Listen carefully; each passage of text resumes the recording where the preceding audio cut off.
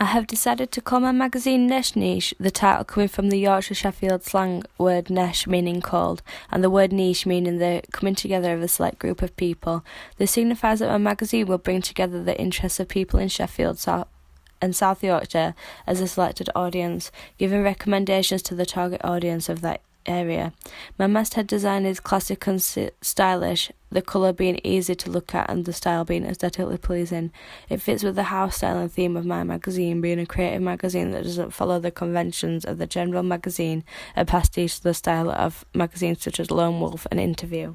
For my house style, I've taken inspiration from different unique and creative magazine styles, pastiching the idea of unconventional listings magazines.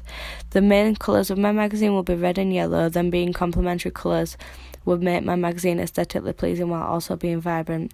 I've taken inspiration from different magazines such as Interview and Lone Wolf, as they were aesthetically centred magazines that didn't conform to the general style of magazine.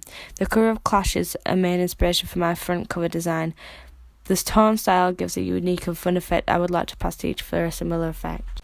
My magazine will be a regional listings magazine which covers art, music, food and other listings in the Sheffield area.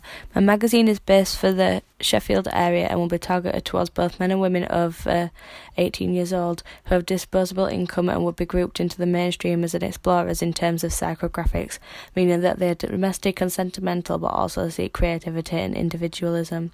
This means that my magazine would feature creative listings such as theatre shows or art galleries, but the listings would all stay in Sheffield, keeping the sense of domesticity. The target demographic for my magazine would be men and women aged 18 and above. They would be students or have jobs living around the Sheffield area. An audience profile of these would be aspirers who have interest in fashion, music and art. They would have a disposable income to spend on going to new and unique places. However, these would all coexist within Sheffield.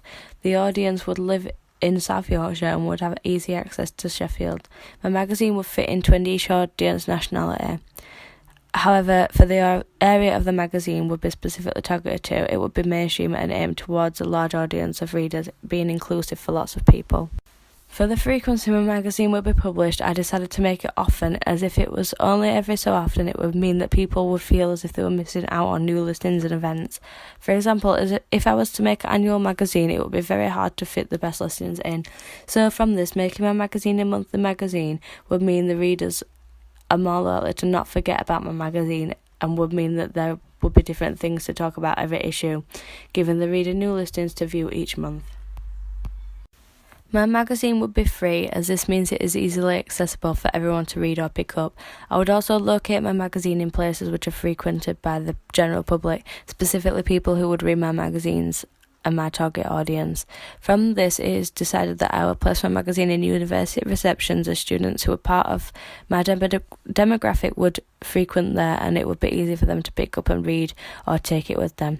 Secondly, I would put them on buses and trams and in bus stations interchanges such as Meadowhall or Sheffield Interchange, as these are frequently used transport and transport connection routes by the public who may be taking long journeys, making it ideal to place my magazine on these modes of transport. This is because I would give them ideas of where to visit when in Sheffield and would give them something to read on transport and take with them afterwards. Finally, I would put my magazine in popular restaurants, shops, bars and clubs where the public can see them, along with where other companies place flyers and leaflets.